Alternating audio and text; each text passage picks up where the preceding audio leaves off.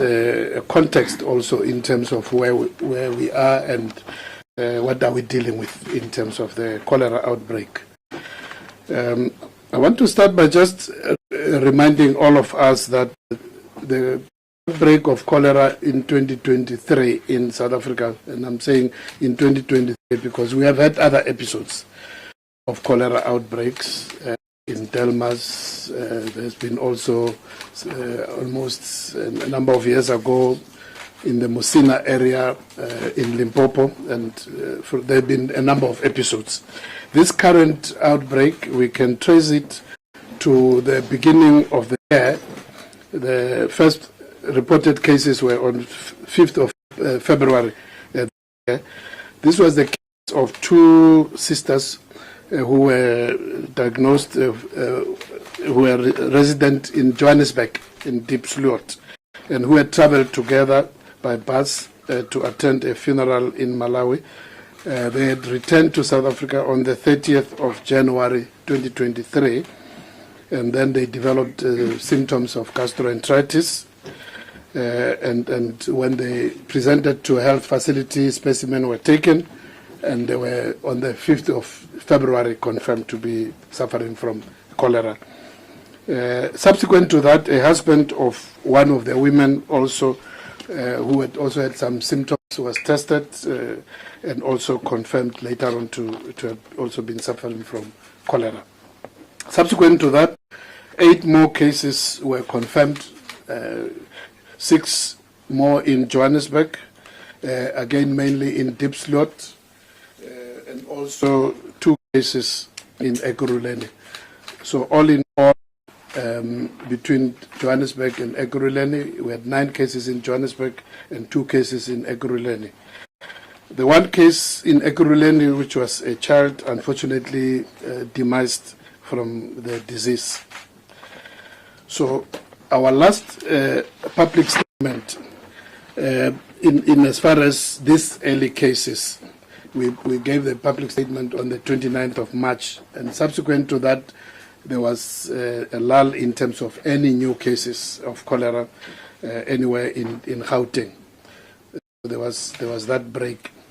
Now, these cases, and just to create the synopsis of how this has evolved, these cases were linked to an endemic travel to an endemic country, which is Malawi, and which then it's what we can call imported cases, which came into Johannesburg. And the Ekurhuleni cases, there was no real direct link with the travel, but they also remained limited to close family contacts and households.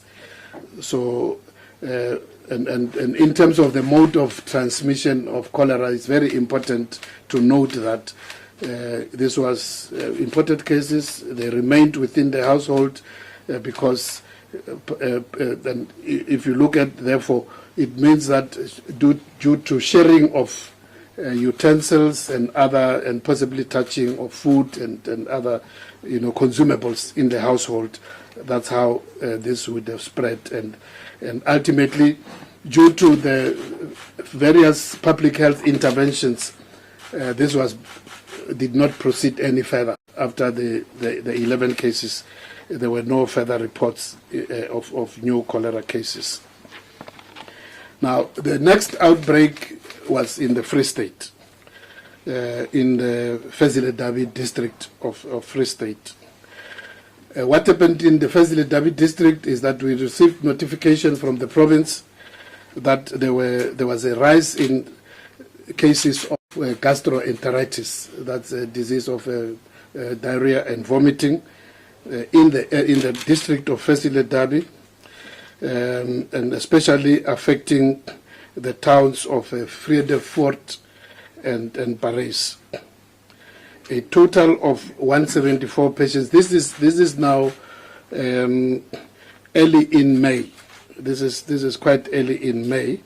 I got a report from the MEC on the 12th of May, indicating that this has been happening just over a week. finally, as where we are now, a total of 174 patients with diarrhea were attended to at various clinics and hospitals, mainly in Paris Hospital, and also at the Waitumelo District Hospital.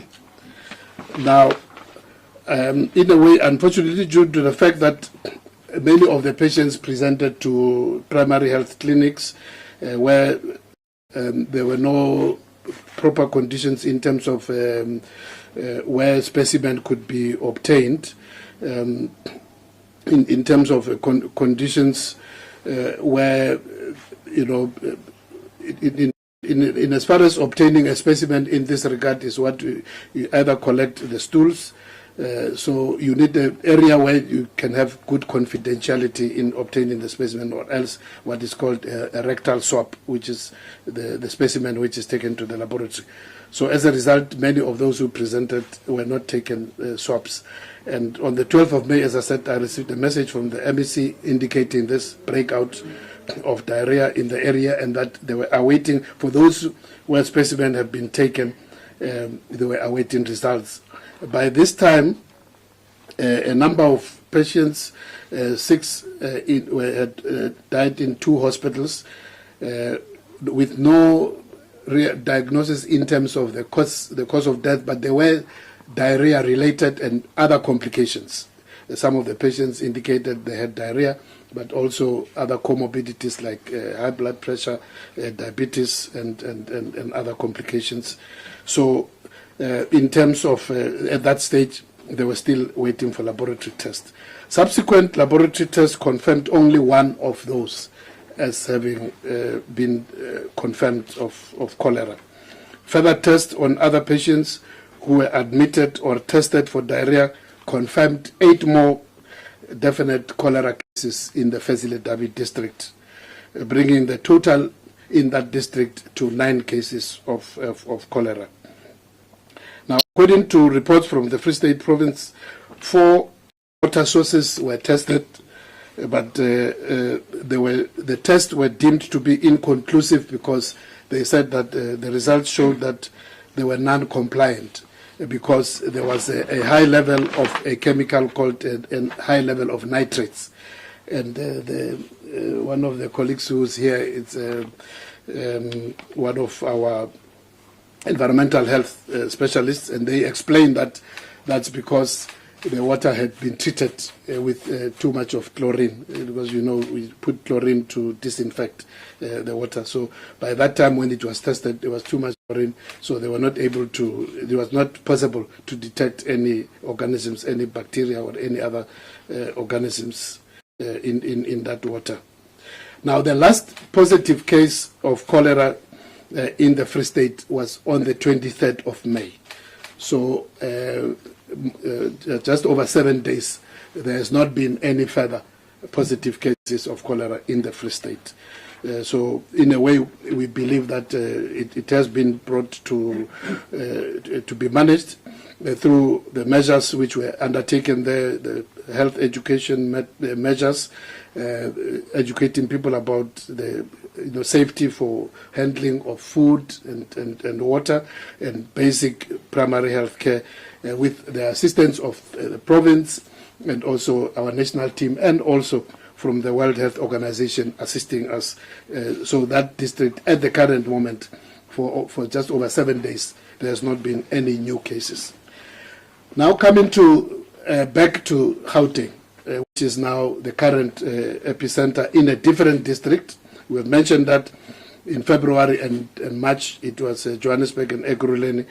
Coming to where we are now in Tshwane, the current epicenter of cholera in this metro. The first reported case is that of a 56-year-old male, originally from Limpopo, from Giyani in Limpopo, but who resided in Musina, in the town of Musina.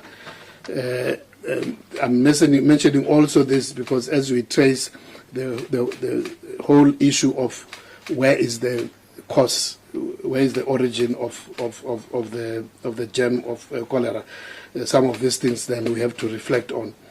This patient is a police officer and he had enrolled for a 3-week course at the SABC College in Hammanskraal, for which he arrived on the 7th of May and started the course on the 8th of May. And on the 12th of May, a few days later, 5 days after arrival, complained of abdominal pain, diarrhea, vomiting, and was then taken by ambulance here into the city at the Mulmet Hospital on the 15th of May. The tests which were performed on the 15th of May called cholera on the 15th of May, and was also sent to the NICD for further confirmation. It was done here in town with a private laboratory, and as required with a notifiable disease, they sent the specimen to the NICD, which also confirmed that indeed it was cholera. This patient is still in hospital, but we are told that he's in a stable condition, but is still being treated in hospital. Follow up by the outbreak response team from the province and also with our national team revealed that more police students were complaining of gastrointestinal symptoms, with a total of 33 having been seen at various health facilities, resulting in 8 admissions. All the admissions are in stable condition. As I've indicated, 1 is in ICU, but we are informed in stable condition. Education and screening was carried out, and also specimens were obtained from more students for further testing at the Hammanskraal Police College. The Gauteng and the National Department of Health outbreak response teams were called in, also were called to Jubilee subsequently at the end of that same week on the 19th of May, where they were informed on arrival that there's been a big number of patients arriving with gastrointestinal symptoms. This was the 19th of May, Friday, and the hospital reported they've been seeing a number of cases from the 15th, which is from Monday. Now, the important thing also is that the 15th on which they were seeing a number of cases is the same day at which the police officer actually was admitted to hospital and confirmed to have cholera. By that Friday of the 19th of May, the hospital reported that 52 patients had already been seen with a mixture of diarrhea and vomiting, and already by then 6 patients had already passed away. By then, only a limited number of specimens were taken. Now, this is also significant in the sense that generally diarrhea and vomiting, gastroenteritis, ordinarily not in big numbers. It's seen even in adults, although mainly in children. But from time to time, you do see adults for various causes. Could be what we, in medical terms, is called food poisoning. Not meaning, just to explain again, food poisoning doesn't mean somebody poisoned you. It just means the food you ate was not good enough, maybe stale and so on, some bacteria or other germs developing. So because initially when 1 or 2 patients come, 3 come, until the numbers started to increase, it didn't cause alarm for specimen to be taken. And it was only by Friday when the outbreak team, by that time when 52 patients had already been seen, and by that time then they started the suspicion, and by then 5 specimens had been taken for laboratory tests. Of course, then it limits if there already quite a number had been seen without any laboratory testing specimen being done. In terms of how this has now progressed, there was a rapid rise from that period, from just before from the 17th of May, the Wednesday, the 17th, when the outbreak team was called in on the Friday, and they went in to assist in the hospital. There was a rapid rise over the next 7 days. If you look at the 7 days from the 17th of May, the Wednesday, the 17th of May, to the next Wednesday, 162 patients presented to Jubilee with diarrhea and vomiting, giving an average over that 7 days of 23 patients per day. And over that period also, at 7 days, 17 patients passed away in that 7 days. Subsequently, as I will indicate, a number of interventions which we made in the following 7 days, when we look at from last Wednesday up to Wednesday to today, but we can only go up to yesterday, the 30th. So from subsequent 7 days, from 20th, 24th to 30th of May, the number of patients seen with diarrhea and vomiting from 162 the previous 7 days has come down to 30 patients. As I said, the other one was an average 20 per day. It has come to 30 patients per day, with an average of 4 patients being seen per day, and subsequently in these 7 days, from 17 deaths to 2 deaths in the last 7 days. Interventions at health services provision included the creation of special cholera wards in the Jubilee Hospital with a male and female section, and also what you call patients under investigation, because until you get the results from the laboratory, you can only judge on clinical grounds. So those who are confirmed are kept together. Those who are still under investigation treated as suspicion of cholera in terms of the treatment, but waiting results. So all this, now there were a number of interventions to separate and pay specific attention. There was also a deployment of a specialist, gastrointestinal specialist from George Mukari Hospital, who's now working in support of the staff at Jubilee Hospital.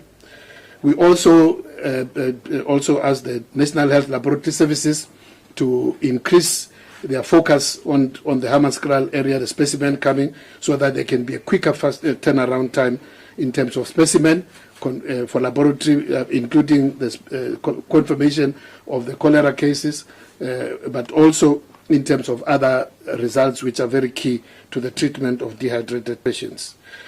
We also decided then to establish a field clinic, a clinic or mini hospital in the Kanana area, which is a section of Hammanskraal, which is a real epicenter of the gastroenteritis.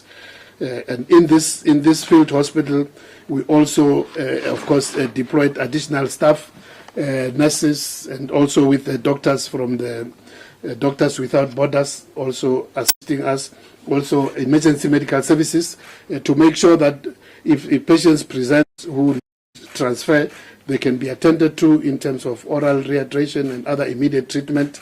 If they need intravenous fluids, they can also be given drips. But once they are stabilized, they can then be, those who need to be seen at the hospital, they can be taken to the hospital. That field hospital has been quite busy.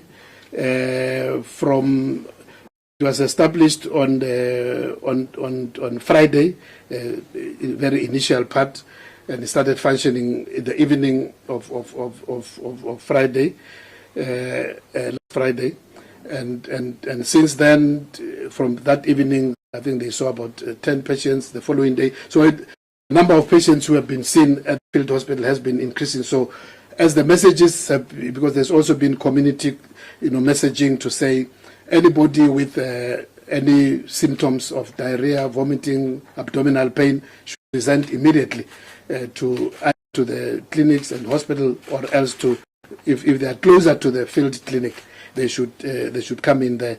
And we're doing this specifically because what was clear was that because cholera can be very quick. It can start slow, cramps, abdominal pain, a little bit of vomiting, and then when it goes in, you just lose fluids. Because a number of patients who died from loss of fluid, which leads to kidney failure and other organ failure.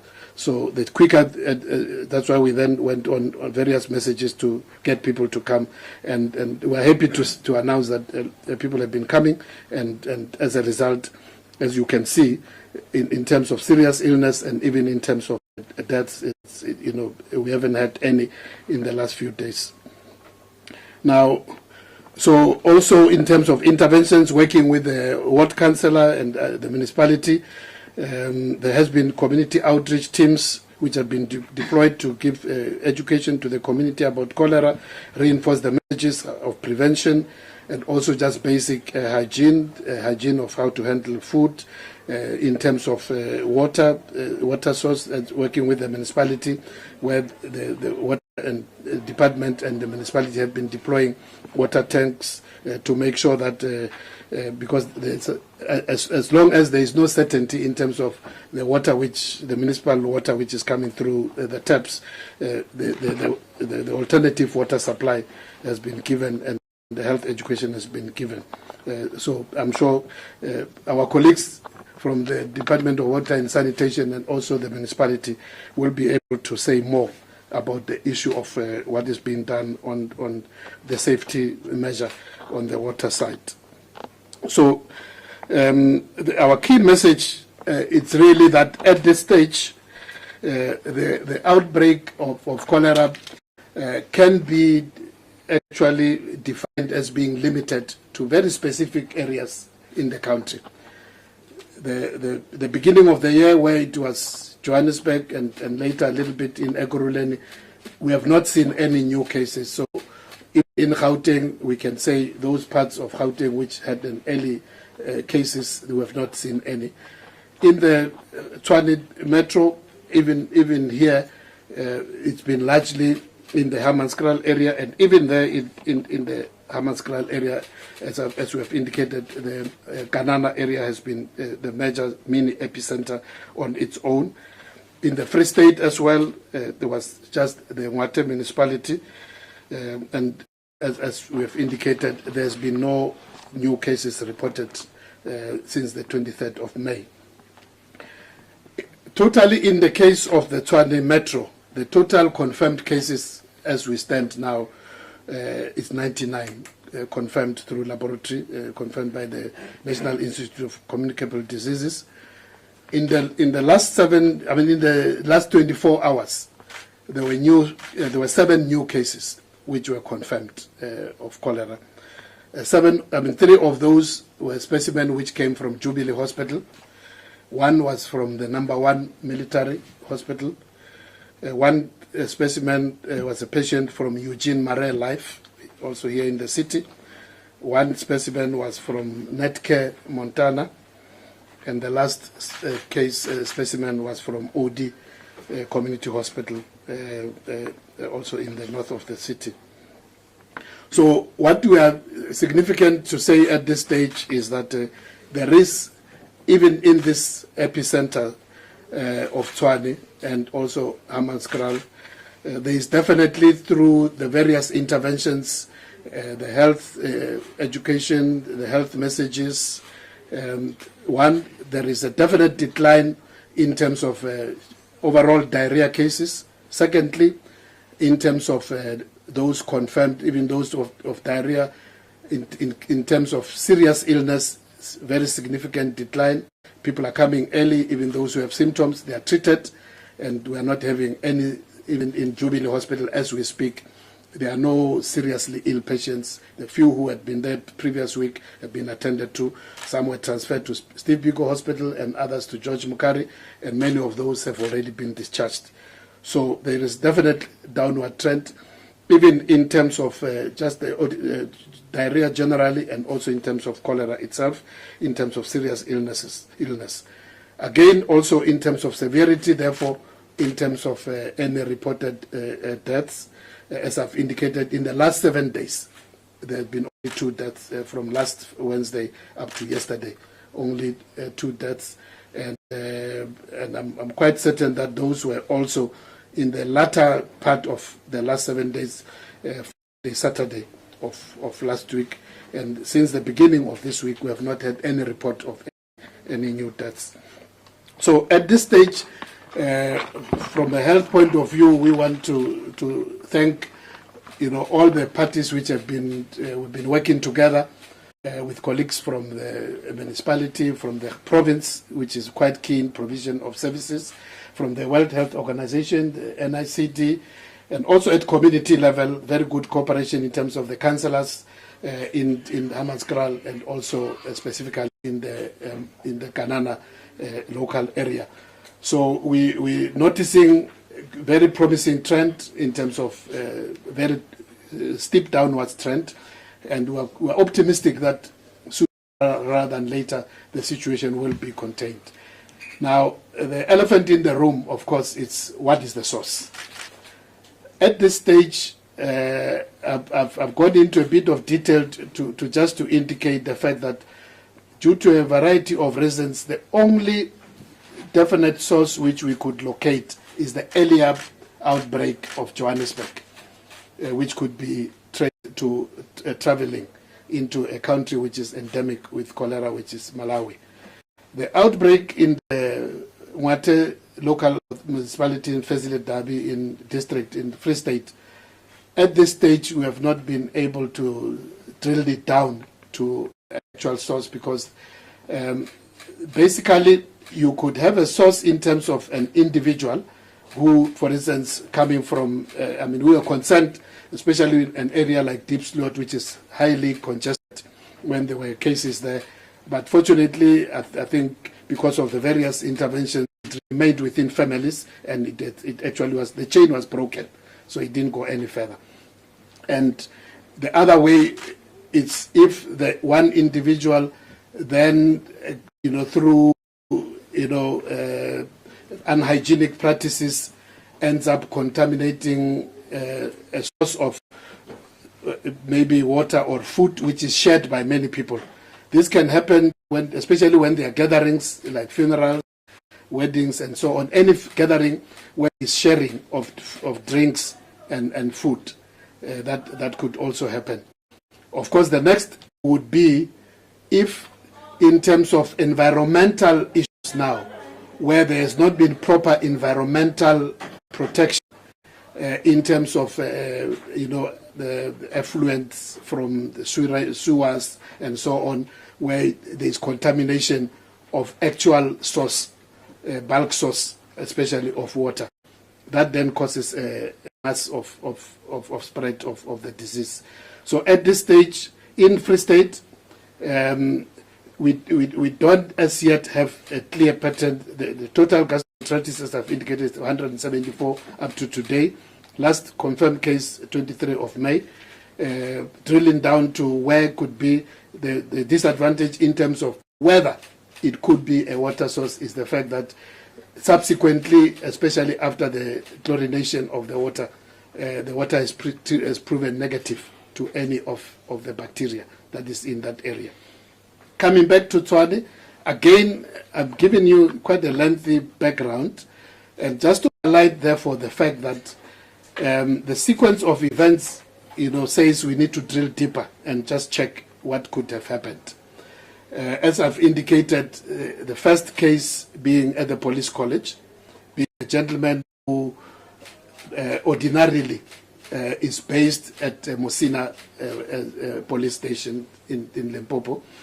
Now, you would know the Mosina is at the border of Beitbridge. We need to just also check as to whether there might have been some contact with people traveling before he came to Hammanskraal. Subsequent to that, and there is a few days later, this is complaint of diarrhea is on the 12th of May.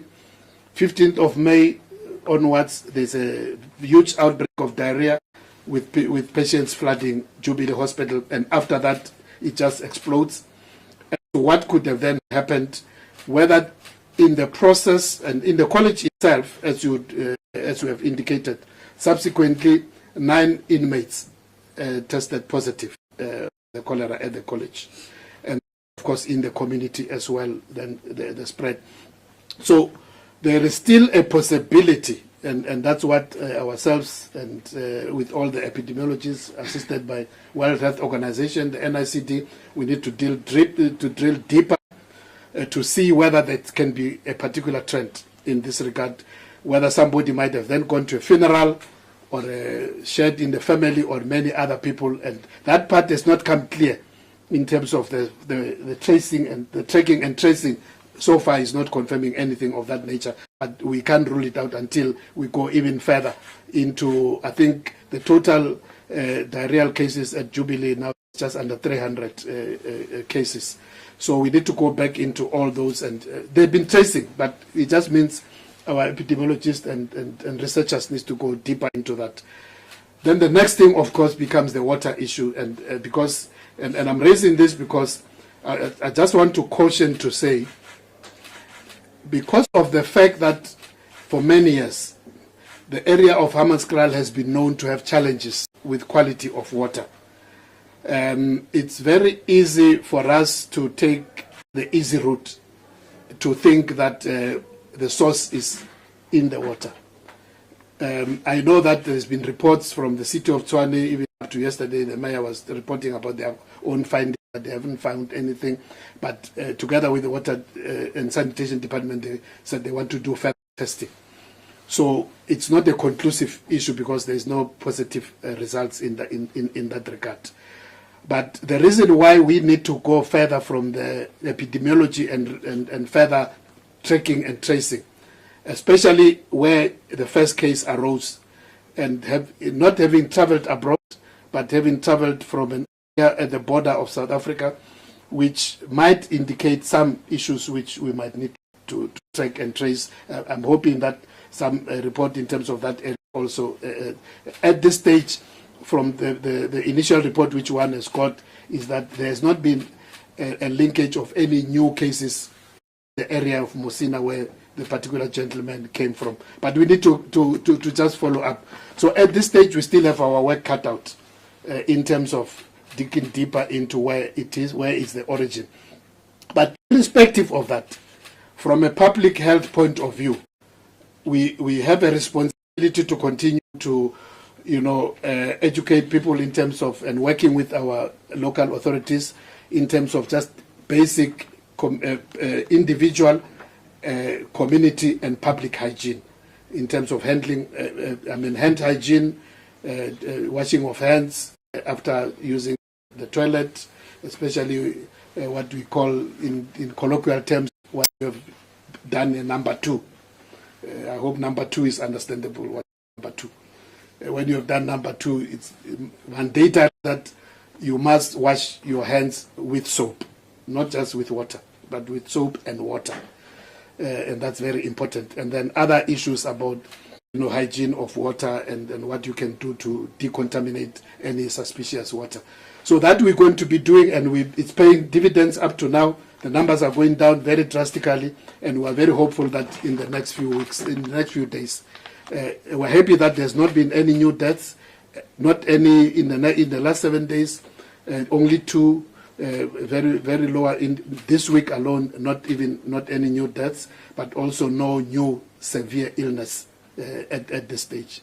So we are optimistic that while it might be important and to locate the source, it's not always going to be. In diseases like this, I'm sure other colleagues here who are from the medical profession and also from the NICT can confirm that while it is desirable, we must also be realistic.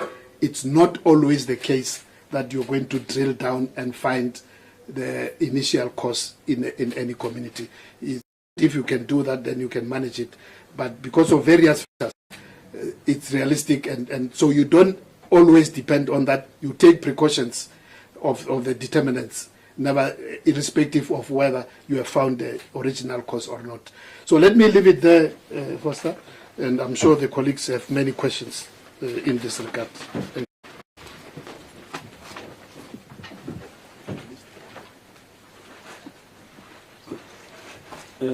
Thanks, Minister, for comprehensive update as far as cholera update and government interventions are concerned. So we are now going to open a session for questions. As your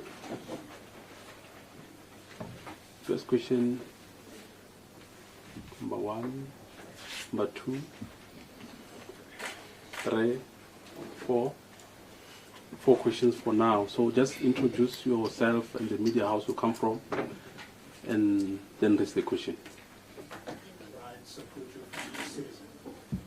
Minister, my question is twofold. How would you first describe the level of coordination between health and other government departments at national level on cholera. The second one is whether you would concede that government's intervention to cholera outbreak requires an approach similar to COVID-19, that is something like an interministerial committee.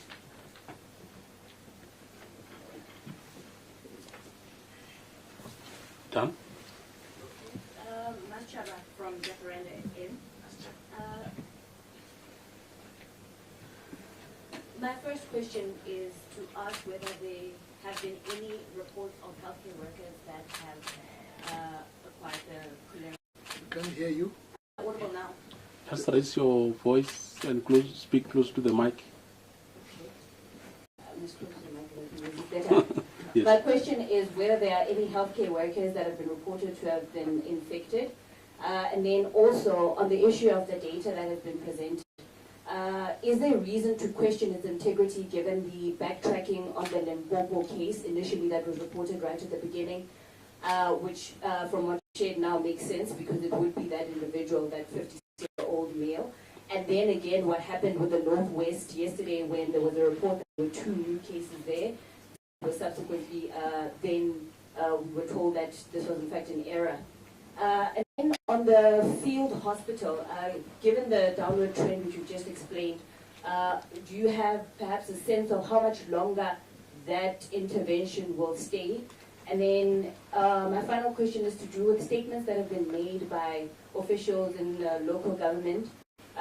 So as recent as yesterday by the mayor that one possible cause could be baptisms that take place in the rivers. Is that a plausible possibility, and is it correct then to imply that this could be a potential source? Thank you. Thank you. Follow from UFM. This is a clarity seeking questions. Minister, you said that in terms of the 57-year-old police officer, is the department say linking the outbreak to him? Is that what you're saying? I just need clarity on that one. And in terms of the outbreak in Hammanskraal, what is the daily average of new cases that you're receiving? Thank you. Aviwe? Thank you. Aviwe from ENCA. The mic is not on. Switch off the mic. Yeah. Okay. Oh, thank you. Aviwe from ENCA. Minister, given that the water source is now being ruled out, both by you and the mayor of Tshwane, and now the suggestion is that it's imported cases dating back from the case from Malawi, and now that movement from Limpopo to Hammanskraal from the police officer. Are you not worried that it can now obviously have traveled further to other parts of the country, given that it was in the Free State even? And now, of course, we've seen this outbreak in Hammanskraal. And you mentioned that the most recent cases that have been hospitalized, one was in, is it Montana Healthcare here in Pretoria, which means that it's already traveled from Hammanskraal, moving into Pretoria. Are you not worried that we can face further outbreaks of cholera in different parts of the country? And are you ready as a Department of Health for such, given that how rapid it happens and the number of deaths then that occur? Are you ready as a department for a bigger outbreak? Yes, it may have died down for now, but are you ready for such bigger numbers, given that already it suggests that it's imported cases? Okay. Any? Yes. Good morning, Patricia Fasaki from the SABC. Minister, with perhaps preliminary indications that the outbreak could be traced to people who may have traveled out of the country, as you have mentioned the earlier cases, the 2 women who are from Malawi or traveled to Malawi, is government going to perhaps look at strengthening measures to screen those who are, traveling in and out of the country as measures to, have a more hands-on approach to the outbreak? Are there any possibilities of going that way, as we have seen with the COVID-19 outbreak? Okay. I'm going to allow Minister, supported by panelists to respond to this first batch of questions, then we'll entertain the follow-up questions. Sure. I was hoping someone go to the colleagues. Does it look? Oh, okay. So you take the data. Okay. Maybe just start with that one, then I can take it. I think you have to go because they want to see, not only here but at home.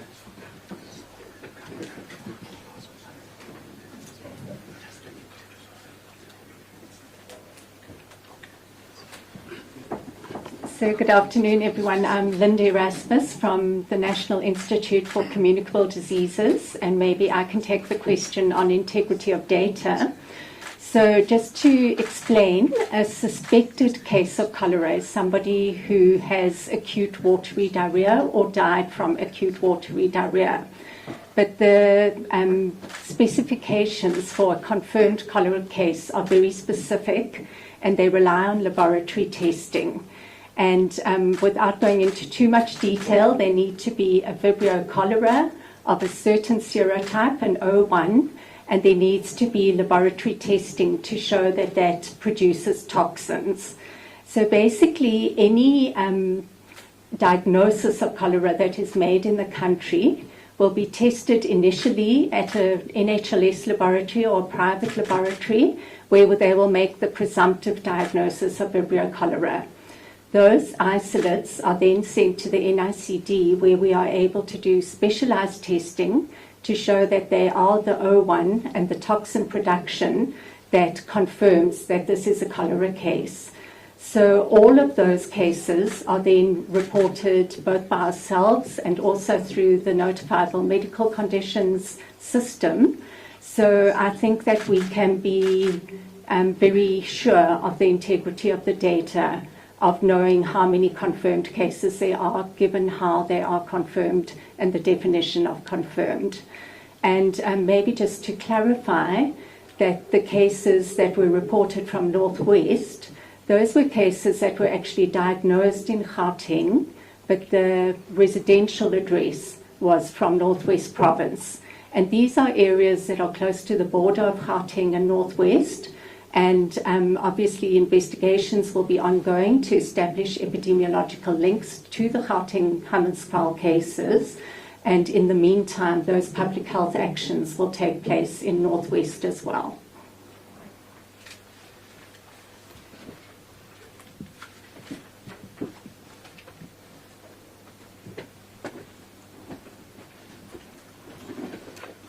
Thank you very much, Doc. So I don't need to add anything there. Just to say also on the Limpopo, again, I think it was the linkage to the home of the patient who was still in hospital, even though the diagnosis was made in Hammanskraal. The patient, as I said, transferred here in the city, and the specimen taken here, and then confirmed, and then also confirmed by the NICD with the tests which the doctors just mentioned now. So I think that should be clear. So we are, because of, we are a very mobile society, and remember, for instance, if I was to test positive for cholera, I can be claimed by Gauteng because I'm now here, but if I was to have been at home, in my home village on the weekend, and I get sick there, I'll be tested in Limpopo. And then, so the question might be, am I from Gauteng, or am I, so Limpopo may also report me as being one of their patients. And then, whereas actually, I might have only tested there, but when I come back to Gauteng, when I'm feeling better, if I report to a health facility, that may also report. And then but we are working with, PG is working with his colleagues in all provinces to make sure that even as they get information, they then check with our national center, including the NICD, to see whether these are new cases or whether they've already been recorded somewhere. So that is the case.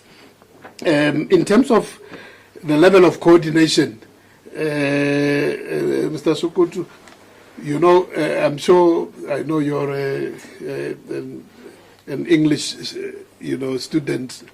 You'll know of the saying that hindsight is always the best science.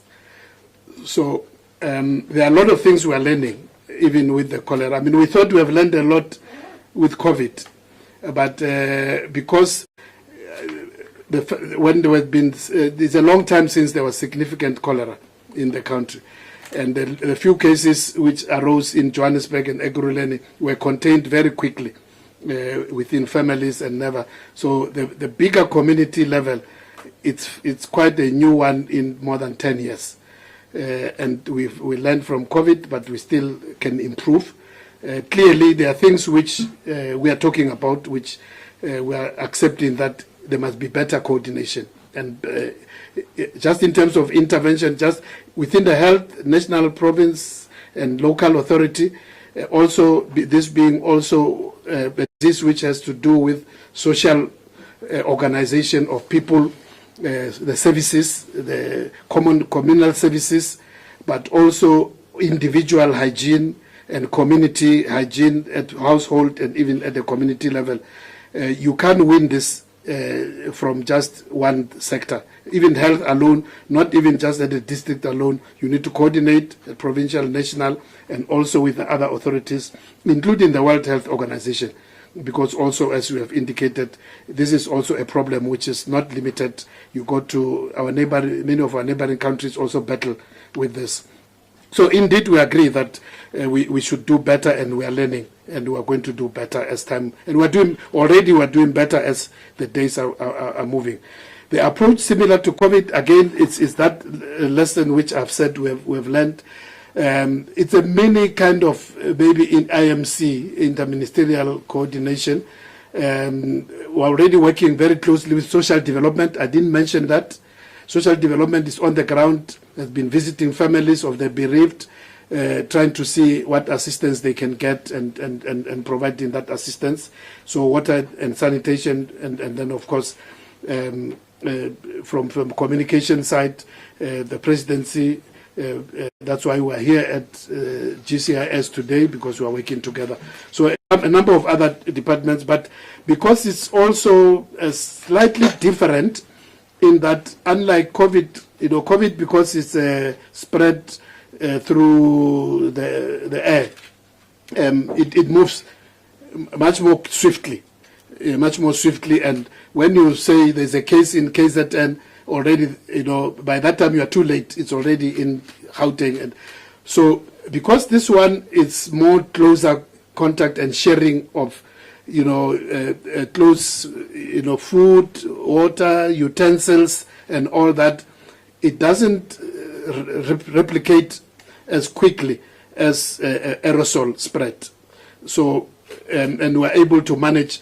So it's a mini IMC focusing, especially intergovernmental, local, even up to ward level. That's why we work with ward councillors, and also right up to the World Health level. So it's that kind of a mini IMC, but focusing on a particular area.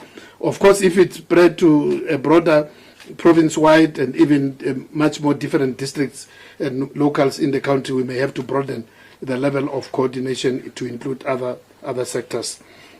Health workers, not as yet. DG, we have not had any health workers at this stage, fortunately.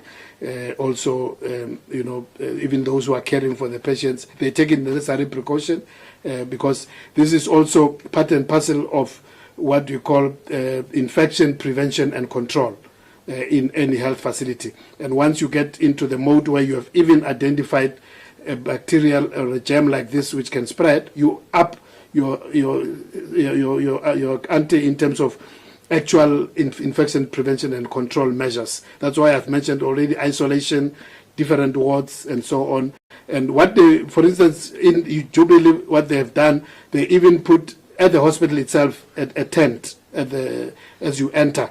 So before you can go into the bigger hospital, you first go there, and people who are properly protected, and they take the history, get what is the issue, and so on, so that if it's anything which is related to diarrhea and vomiting, you are already,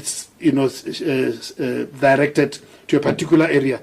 People who will be there will be already vigilant, knowing how to get through until even by the time you reach a confirmation through the laboratory, a lot of care has been taken. So I think because of this that we haven't had any healthcare workers issues.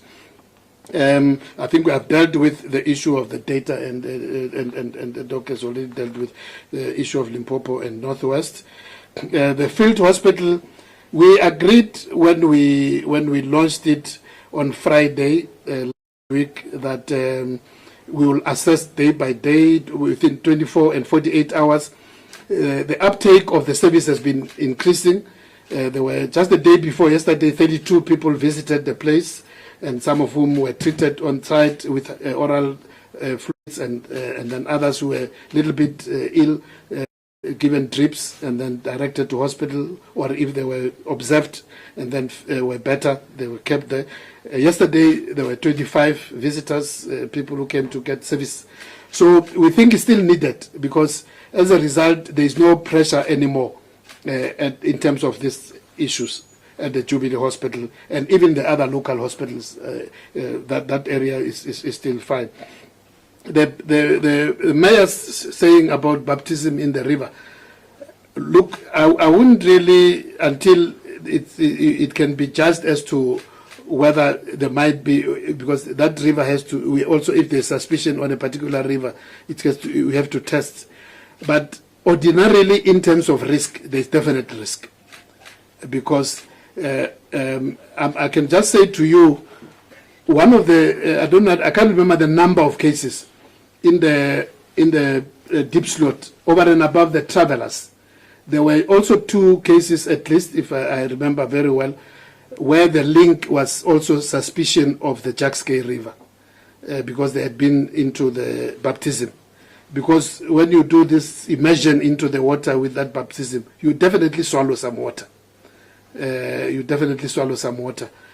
if that water is not, any water which is not treated for consumption by right, it's got a risk. May not be cholera, but there are E. coli and other bacteria which can also cause a lot of problem and even death. So I know it's a religious cultural practice, so one would not say there must be any regulation which says banning order on baptism in the rivers, but what one would confirm is that it is a risk. At this stage, you can't say with certainty until the water is tested, but it is a risk. Now, the question of whether what I'm saying here is that the source is the gentleman who came from Mosina. The answer is no. I'm just linking the trend to say we need to deeper into looking at the circumstances. It's the fact that also it was the gentleman arrived on the 7th and started feeling ill 5 days later. In terms of incubation, is that how many days, Doc, incubation for Vibrio cholera? It can be up to 7 days. It's often 2 to 3. It can be up to 7 days incubation. So it is possible the gentleman might have come from Mosina carrying it, and then he started showing 5 days later. It is also possible that he may have come with no Vibrio cholera and then got it in Hammanskraal 5 days later. So either way, so I'm just saying these are the signals which the medical people, especially our field epidemiologists and specialists, have to dig deeper into looking at that. And I was just raising the issue also, ENCA. I think you would be misquoting me in saying, I'm saying therefore water is being exonerated. No. At this stage, we are saying we're looking everywhere is still not a certainty. We're looking also into whether it's a transmission by traveling. We must get deeper into that, and I'm sure that one, our teams can, even getting into Mosina further and looking, and they can be able to get some indication, and we can close that chapter quite soon. So at this stage, as also guided by our colleagues from Water, they want to do further investigation, because, as you would know, the mere fact that the issue of doubt on the security of the water in the area, it's a matter of record. It does mean that even though the city officials are saying that they didn't find anything, continuous search with all the weaknesses which they themselves admit, it's there. I think they just need to look deeper before we can close that chapter. But as I've also warned as well, that it is not given that after all the thorough search we will always come with a definite source and say this is where. So in terms of we're not going to go into any further more restrictions at the points of entry, and I'm sure Ms. Cele can confirm that. I know that we have transferred the actual port services function to what is the new body? Border Management Agency, BMA. So our port health services have been transferred to Border Management Agency, but we still provide also the policy guideline in terms of that.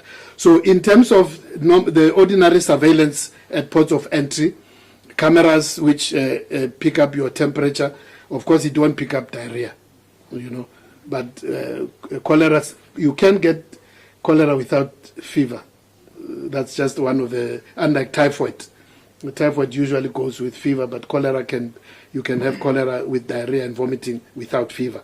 So the camera in terms of temperature, but we also, colleagues would be that even though, in many, especially at the land borders, there is a form which you fill. And if you are honest in filling that form, it does ask, have you had any diarrhea? Have you had any abdominal pains and what? And then we expect those officials at the border to be looking at that. So at this stage, there is no alert for any stringent traveling controls. Thank you.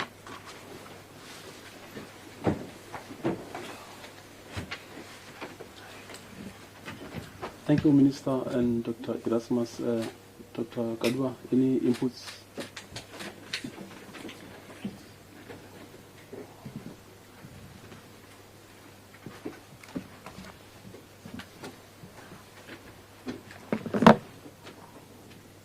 Thank you very much. I think the Honourable Minister has addressed most of the issues that were raised. I just want to add a few points on a few of the points which are, or the questions that have been asked. In terms of the field hospital, I think after the last case has been reported, it has to remain operational for at least 2 weeks, in line with 2 incubation periods of the disease of cholera, so that we are sure that we have really killed out the outbreak. So there's a period for which it has to stay, while we continue to see how many cases are coming. So a period of 2 weeks without any cases before we consider, or any consideration is made to take away the field hospital. I also wanted to talk about the point of Mr. correctly said that the water has been so far has not been able to yield any Vibrio cholerae. Does not mean that water might not at any point have been involved in the transmission. So it's really important that there should be continuous ensuring that the quality of the water is good. So the broader way of looking at everything else, because the country wants to answer the question of the source, it's very important to look at all the other source possible areas that could constitute that. That's why we'll be working closely with the Department of Health and the NICD to have further investigations so that we can see to what extent we'll be able to answer that question. It's not easy. We might not even be able to answer it. What is critical, therefore, now is the response, ensuring that there is proper case management, early case management, as well as communication to the public regarding how to remain safe and to prevent infection with cholera. But this now leads me to the point of outbreaks in different parts of the country. The fact that we have the bacterium here in the country means that it's possible it can show up in other places. So the messaging is supposed to should go to all the provinces, regardless whether they have had a case or not. And that's exactly what we are doing, working together with the Department of Health. Also to strengthen the readiness of the provinces, of the districts, and to make sure that the health workers are able to properly manage the cases. So we'll be working and providing training to other areas within the country, across all the provinces, together with the National Department of Health and other stakeholders, and also do some simulation exercise to enhance the readiness so that should it happen that cases are seen in other provinces, we'll be able to respond adequately and timely. Thank you.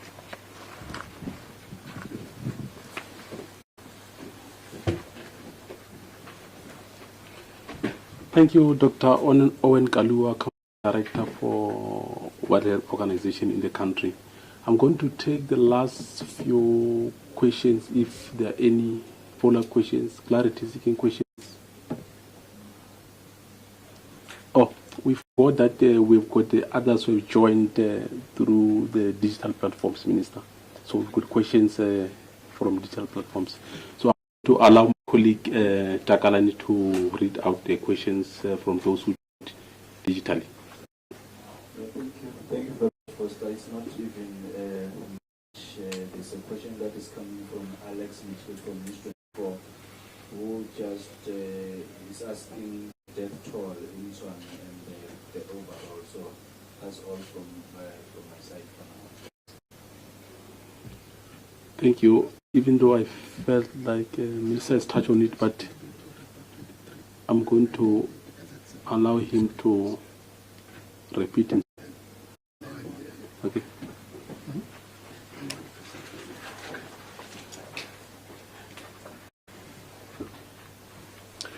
But the number is still as has been announced a few days ago, as I said, over the last 7 days, and that 7 days of Wednesday to yesterday includes over the last weekend.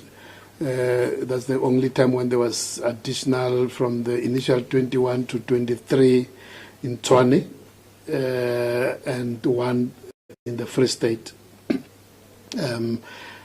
So maybe not to complicate things, I can leave it there, but just for sharing the complication is the fact that of the 23, I think actual laboratory confirmed it's 9. I think out of the 23, Dr. Erasmus, yeah. I think we can, and that then the reason, as I said in my statement, that by Friday when the alarm was rang, there were already at least 6 people who had died from diarrhea, which had not been suspected of cholera, and no specimen taken to the laboratory. But because the symptoms, the clinical presentation of what the doctors then subsequently linked, all the clinical presentation resembled those who tested positive in the laboratory, we agreed that we keep it as reported, 23, because it's all diarrhea related from that period, and then 1 from the Free State. So it's still a total of 24. Thank you.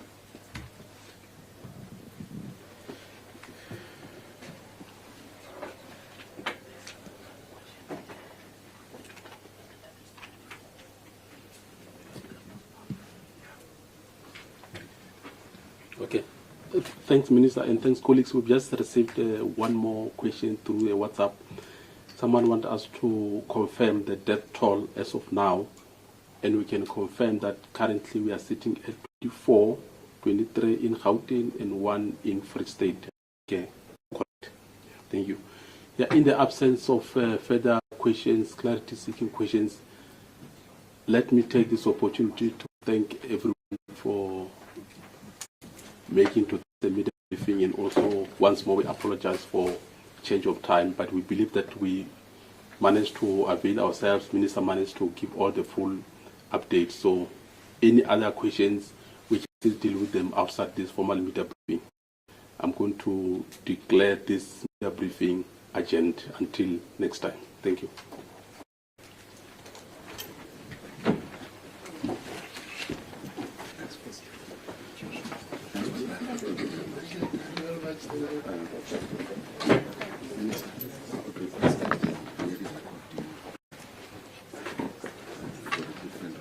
Colleagues, may I also invite you to another briefing tomorrow at 10 by the Department of Water. The Minister of Water will be here, and the City of Tshwane, the Mayor, they will be in the auditorium tomorrow at 10.